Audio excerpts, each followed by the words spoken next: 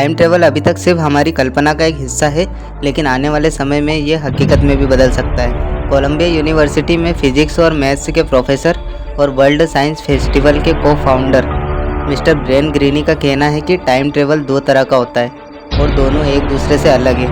भविष्य के लिए टाइम ट्रेवल निश्चित रूप से संभव है।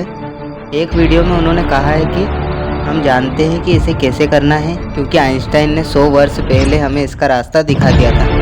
हैरानी की बात यह है कि बहुत कम लोग इसको जानते हैं। उन्होंने कहा कि अगर आप प्रकाश की गति से अंतरिक्ष में जाते हैं और यात्रा करके वापस लौटते हैं तो आपकी घड़ी में समय और धीरे हो जाता है। तो जब आप पृथ्वी से बाहर कदम रखते हैं आपके पास भविष्य में यात्रा करने का समय होगा।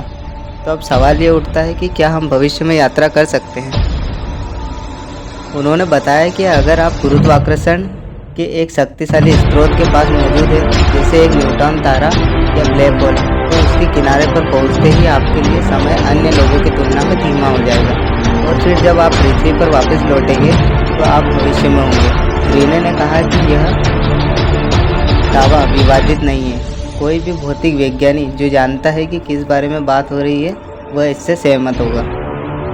दूसरी तरह का टाइम ट्रेवल यानी अतीत की यात्रा को लेकर बहस जारी है। कई लोगों का कहना है कि यह संभव नहीं है।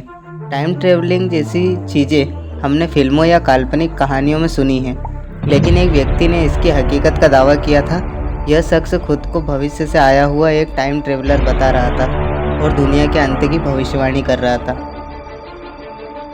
अपना नाम जॉन टाइटर बताने वाले शख्स ने 2001 में भविष्य के दावों की झड़ी लगा दी थी और कहा था कि मानवता की उल्टी गिनती शुरू हो चुकी है। यह कहानी फिल्मों के स्क्रिप्ट राइटर्स को पसंद आ सकती है। इंटरनेट पर दावा किया है कि वह 2036 का एक अमेरिकी सैनिक है जो फ्लोरिडा के टेपा से आया है। उसने कहा कि उसे एक सरकारी टाइम ट्रेवल प्रोजेक्ट की जिम्मेदारी दी गई थी और सन 1975 से IBM 5100 कंप्यूटर को लाने के लिए भेजा गया था। टाइटर ने कहा, मुझे इस मिशन के लिए ख़ास तौर पर चुना गया है क्योंकि मेरे दादाजी 5100 कंप्यूटर की प्रोग्रामिंग और असेंबलिंग में शामिल थे। टाइटर ने कहा कि साल 2000 में उसने व्यक्तिगत कारणों से कुछ देर ठहरने और कुछ डरावनी भविष्यवाणियां करने का फैसला लिया। उसने अमेरिका में गृह युद्ध और सीमाओं पर टकराव, जनसंख्या विस्फोट जैसे कारणों से मौतों का दावा किया। इसके अलावा 2015 में अमेरिका और रूस के बीच तीसरे विश्व युद्ध की बात कही, जो गलत साबित हो चुकी है। टाइटर का सबसे बड़ा दावा एक कंप्यूटर बग से दुनिया का खत्म होने का था। मार्च 2001 में अपनी आखिरी इंटरनेट पोस्ट के बाद टाइटर हमेशा के लिए लापता हो गया। क्या जॉन टाइटर वाकई ही 2036 से आया था?